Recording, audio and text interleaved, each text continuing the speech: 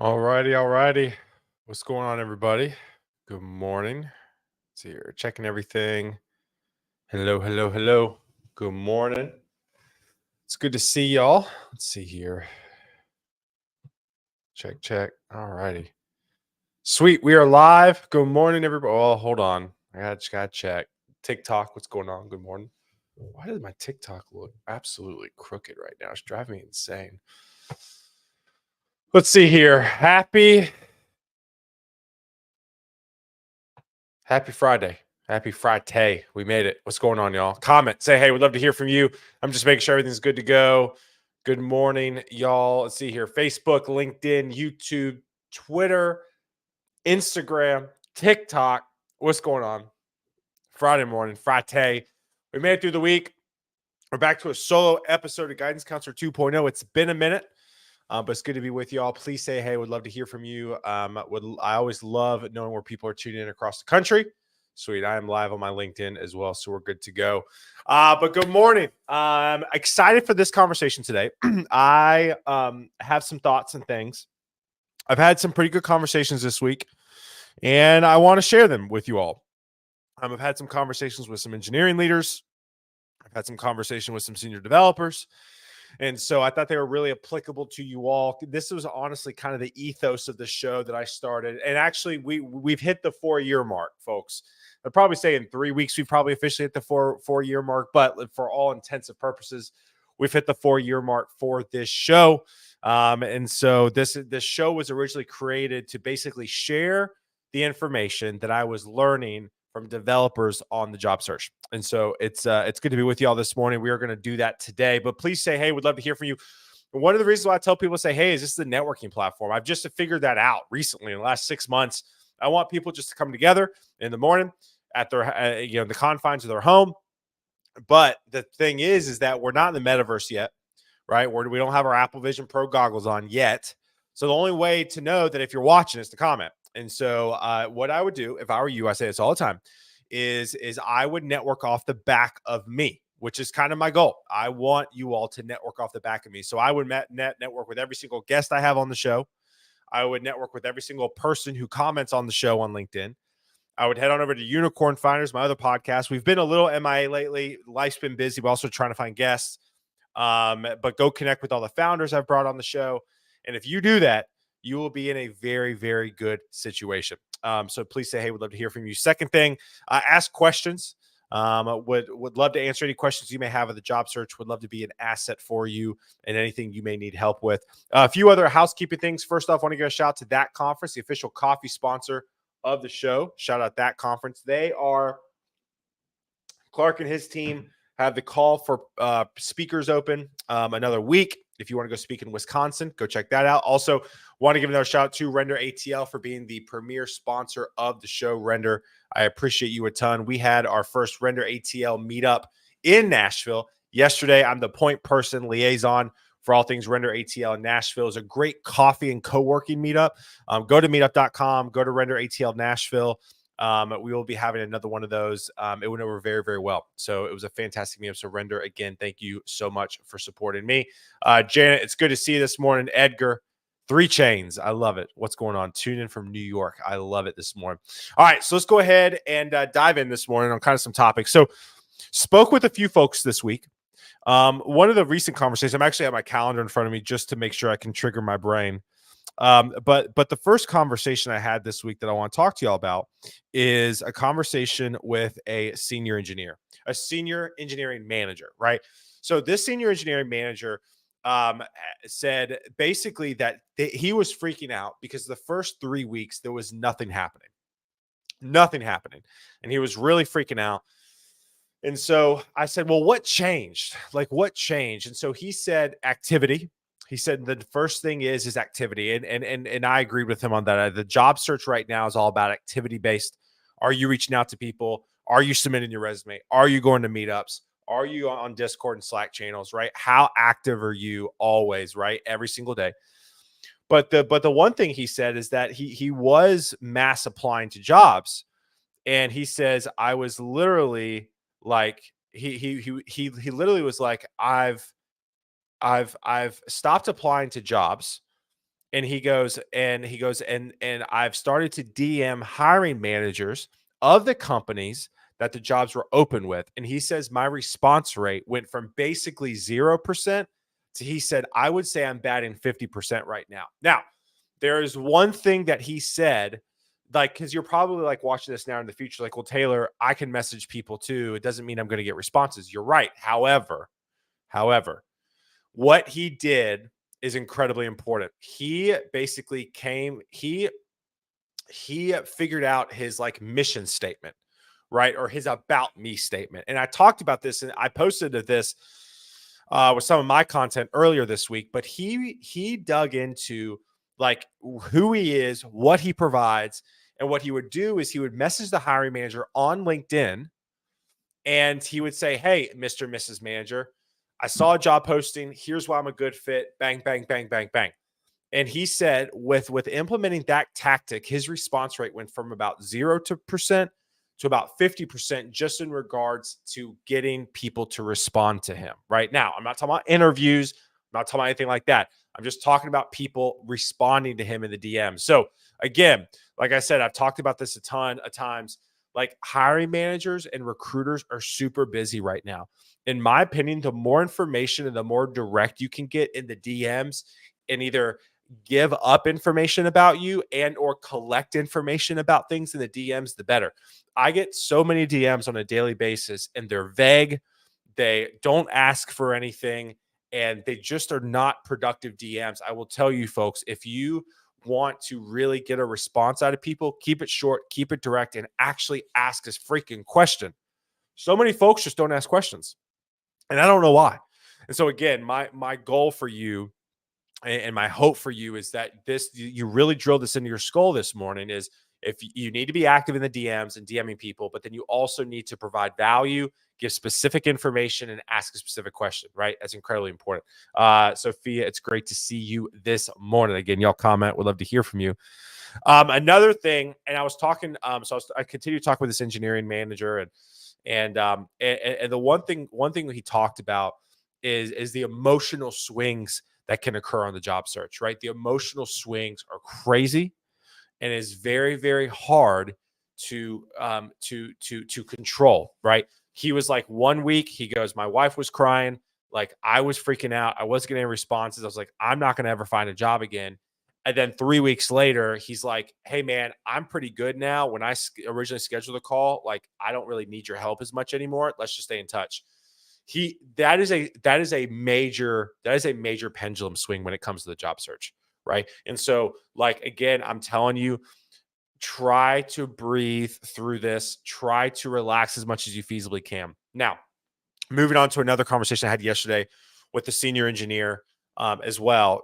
This lady was on the job search. We had a great conversation. A few things we talked about. First off, like breathe, right? When you get into the job search, so many folks just, and we're taught this, right? We're taught activity. I mean, I'm out here talking activity, but you got to give yourself time to breathe, right? Like being laid off is a traumatic event, right? Like I think a lot of people are like, oh, I just got laid off. You know, it's time to go find another job. Like, no, like that's a traumatic event. I was laid off in July of last year. I was shaken to my core. You question yourself. There's a ton of emotions, fear, sadness, excitement, and anxiousness, right? All of that is like flooding into your system.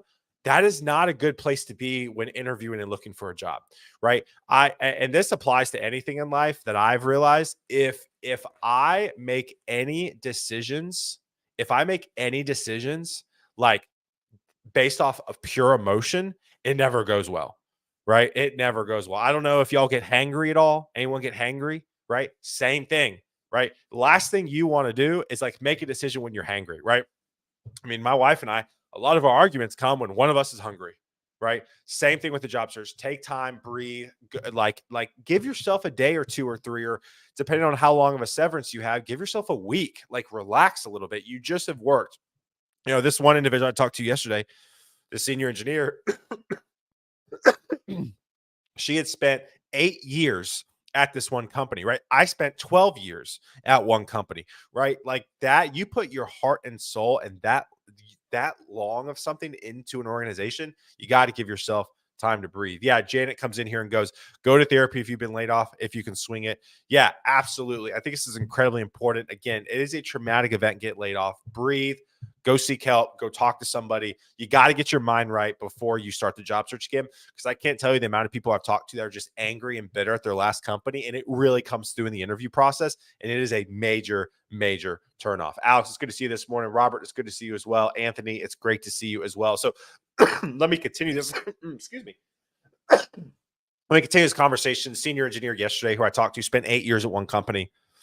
The conversation we were having, she was like, I don't quite understand, like how can I provide value to a company, right? And this is what I told her. I said, listen, I said, first off, you need to figure out on what you can bring to the table for another company and work that into your mission statement, right? Same thing with the senior engineering manager. But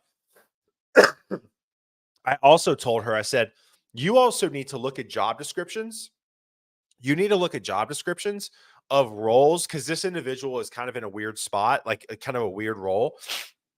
I said, you need to look at job descriptions of companies, of positions that you really like, figure out what you like about those positions, and then work that into your mission statement, right? Like you really, really need, when you talk to a company, you got to figure out in your mission statement how to answer the mission statement to where you can showcase your talents and show them how you can be a value add within their organization in the initial mission statement, right? As you know, that could be the tell me about yourself question, right? But like one of the things I got lost, like, hey Taylor, what do you do?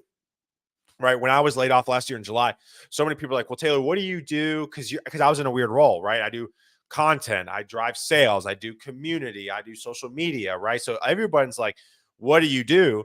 And so I had to have a lot of conversations and figure out what people's pain points are. So what my mission statement was, and again, I think this is a little bit different than the tell me about yourself question, is for me, I was like, hey, I am the intersection between content, community, and sales. So if you need a salesperson, if you need a content creator, and or you need somebody who helps run community within your organization, that is where I can come into play. And so because I kind of formed that mission statement early on, I was able to get a lot of conversations and a lot of interviews because I was very to the point, right? So when somebody just said, hey, what do you do? I could tell them immediately. Then it was then led to a conversation. So who else? Let's see here. Becky, it's good to see you this morning. Janet says we transform our anger into enthusiasm to kick ass now. Yeah, 100%. Again, don't go in the job search angry, turn it into enthusiasm, and then go crush it. What else have I had a conversation with? Another thing too, listen, resume and LinkedIn, you have to have like a resume in your LinkedIn. I talk about this all the time. If there's a cornerstone of your job search, it is your resume's got to look good and your LinkedIn's got to look good. Be careful of resume writers. Be careful of resume writers, because like a lot of resume writers, actually, in my opinion, hot take here, most resume writers that only do resume writing are so disconnected from the hiring process and what hiring managers actually want to see. Their resumes are shit. Right. So, like, in my opinion, I would go to an agency recruiter and be like, hey, I'll pay you to help me write my resume. Right. I do that. I help people write their resumes. But like, I know what hiring managers look for because I'm in it. Right. A lot of career coaches and resume writers aren't really in it anymore. They just sit in their office and help people write resumes, and they're not dealing with hiring managers every day like I am. Right. So, again, be careful if you're going to pay for a resume writer. Do the research, see about their experiences with resume writing. Be like, hey, listen, have you been a recruiter? Have you been a hiring manager? What are your qualifications? Right. Again, in my opinion, the best resume writers are going to be agency recruiters. Another thing as well, like I was talking to the senior engineering manager this week, going back to that conversation. He was like, I have all this data written down. He goes, I created this Excel sheet, because this is a data problem. And it really is like a lot of the job search is data. Are you keeping up with people? I mean, I can tell you this, I didn't do a good of a job keeping up with the data side of things in my job search when I was laid off in July of last year. And I'm pretty sure I probably missed out on some conversations I would have probably enjoyed because I wasn't keeping track of anything. Another tip that I would say for folks, and I haven't talked about this in a second, like the job search is all about follow up. And one of my tricks is I call it the BCC trick, which by the way, I just learned the other day is called blind carbon copy. Like, didn't even realize what the B stood for. So there we go. If anybody was interested about that. So, but what I would do is every recruiter you talk to that you like, right? That you like, put them in like an email list, right? And then what I would do every month, every month, send an email out to all the recruiters that you like on one email, put them all in a BCC, and just say, hey, checking in. Again, a little bit about me. I'm a 5-year developer specializing in React and Ruby. I'm open to contract to hire, direct hire, and I want a minimum of 150K plus, right? And do that every single month. I will tell you, you're going to have a ton of success. Listen, like I said, recruiters are overwhelmed, hiring managers are overwhelmed. Checking in and constantly reminding people who you are and what your skill sets are is going to be the best thing for you in your job search. So use the BCC trick. Highly recommend it. Another interesting tidbit that I found out about. So the senior engineering manager, he was saying that the salaries that he's seeing the difference right now is about $30,000 difference. So he was basically like originally like at the 230 mark, and now he's like at the 200K mark, or he was getting interviews at 200K. Now, a few thoughts on this. One, I hate to say it, it is an employer's market. I've talked with a lot of senior engineers who I think would have probably demanded 175 recently. They're now like, I'm at 150K plus. Right now, here's the deal. It just sucks. It is what it is. But I will tell you this: like, you need to be open to a salary range right now. I know a lot of people who are still just so damn dead set on it's like, I'm only taking this much. And it's like, yeah, how long have you been without a job, bro? 6 months? Like, well, I wonder why you've been without a job so long. So be flexible right now. Talk to recruiters, right? And again, I talk about this agency recruiters, the tech systems, Gun IOs, the Vacos, the Robert Halfs, like a lot of recruiters suck. Like, I get that. I understand that. But we have so much market intel. Like, we can tell you like how your salary stacks up. Like, what skill sets do you need to learn to make yourself more attractive right now? Hint, back end engineering, right? Like, so really lean on recruiters and ask them your salary. Like, hey, based off my qualifications and my resume, like how much should I charge, or how much should I like submit my resume for? And they'll tell you. I do want to ask. I do want to tell you all this real quick. This just popped in my brain. So my biggest tip for you all when talking with agency recruiters. Chris, what's up, buddy? It's good to see you, man. I appreciate it, buddy. You're the best too.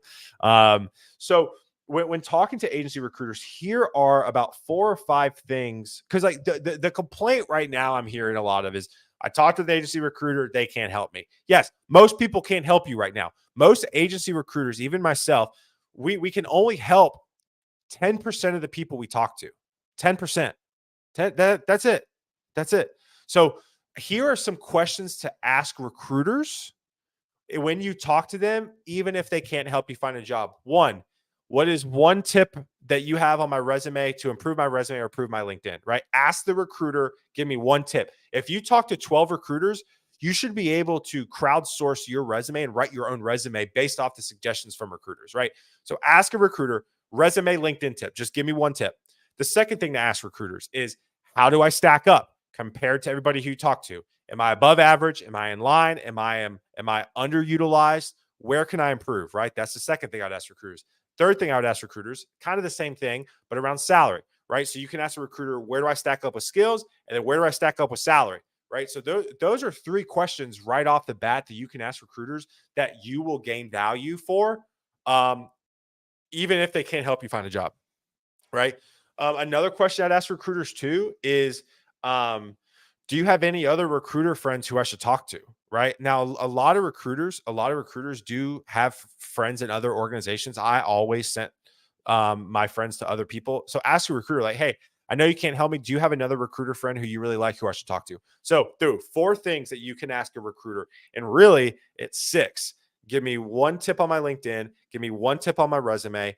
Give me advice on where I am salary wise. What is 1 skill set I need to improve on to be more marketable? And do you have any recruiter friends that I could? So 5 questions. 5 questions to ask recruiters right there. There you go. Let's see here. Marie, what's going on? Good morning. Happy Friday. I love it. And Shul comes in, always keep upskilling yourself. Yeah, 100%. But again, going back to Shul's comment though, always keep upskilling yourself. Talk to recruiters and ask them, what skills should I learn to upskill myself?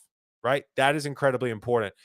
Because we can talk about upskilling all day long, but if the skills you're learning aren't really upskilling yourself, then you're losing out. What else? I'm trying to think of what else before I wrap it up today. Again, thank y'all for hanging out with me today. I appreciate it. Fridays are just kind of quick and to the point. I'm trying to think of any other nuggets. Again, lean on recruiters. Again, we can really help you, even if we can't help you find a direct job. Look up talent marketplaces. That's another thing. Again, I had one episode about the difference between a talent marketplace and a recruiting company. I think talent marketplaces are really untapped. Some of the marketplaces, obviously Gun.io, G2I, my buddy Gabe, who runs that company, is awesome. I would say those 2 I'd recommend the most. There is TopTal. I've heard mixed reviews on TopTal. They're kind of like the 800-pound gorilla in the room at this point with the agency, with talent marketplaces. So look up talent marketplaces. I think they're another great tool and asset for you in your job search. Have patience, right? And just keep your head down, keep interviewing. So again, like, it's going to take time right now, right? Like, most people aren't finding jobs in like 6 weeks, right? So start networking, do your thing. You'll be okay. Cool. All right, y'all. Well, that is it for me today. I appreciate it. Thank y'all for hanging out with me today. It means a lot. Again, we are all over the place today. We're on Facebook, LinkedIn, YouTube, X, Twitter, Instagram, and TikTok. Thank you all for hanging out with me today. If you need anything, shoot me a DM. My YouTube has all my lives. Me, with the help of Jason, who's my project coordinator, we have completely redone my YouTube channel. It is a lot easier to navigate. It's a lot easier to watch past episodes. It's a lot easier to gain more practical information on your job search. So go check out my YouTube. Again, y'all have a great one. We'll see y'all next week for a ton of amazing episodes. And y'all have a good one. Peace.